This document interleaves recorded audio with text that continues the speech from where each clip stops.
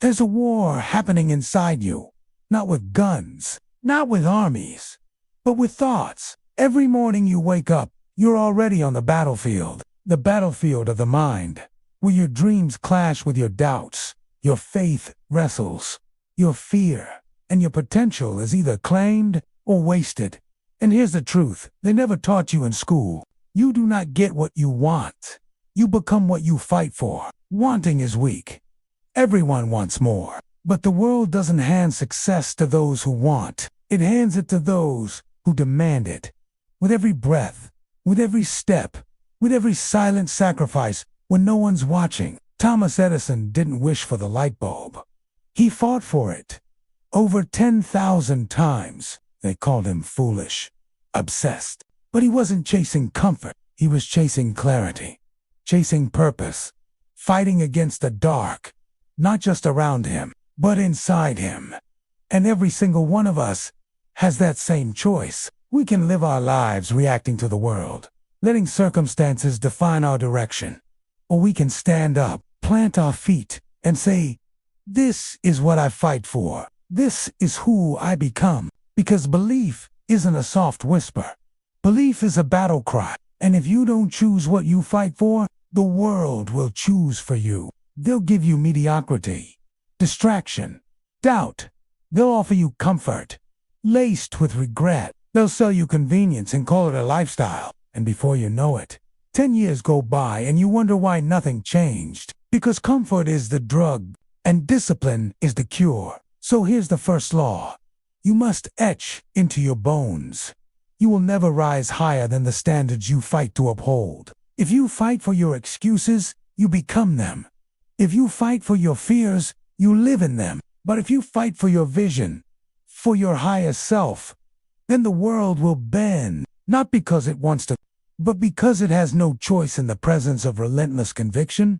That's what Carnegie knew, what Ford breathed, what Hill wrote in fire across every page. The mind is the master, and thoughts are the tools of victory or defeat. So the question isn't, what do you want? It's what are you willing to fight for until the world reflects it? Because life doesn't meet you at your desire, it meets you at your discipline. Discipline is the fire. It's not glamorous.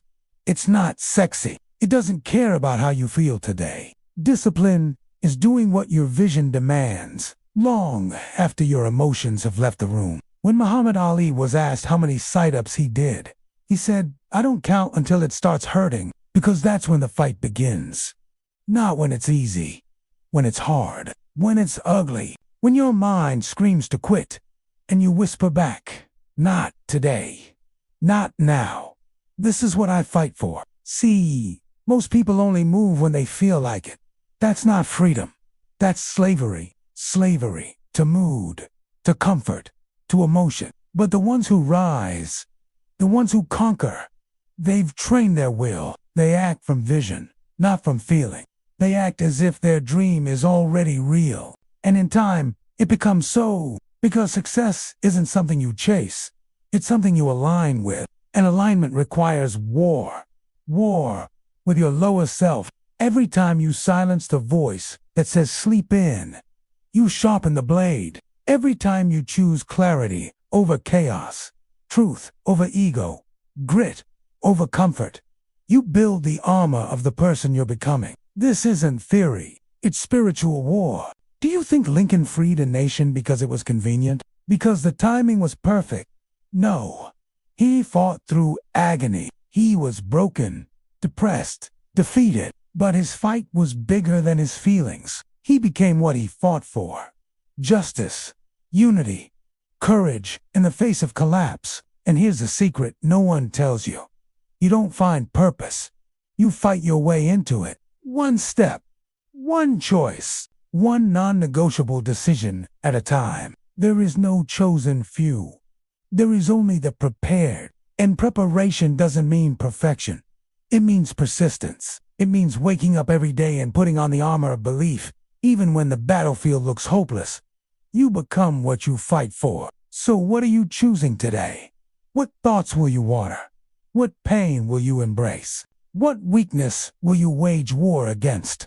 Until it breaks. Because, make no mistake, Every day, you are either becoming stronger or surrendering. There is no standing still.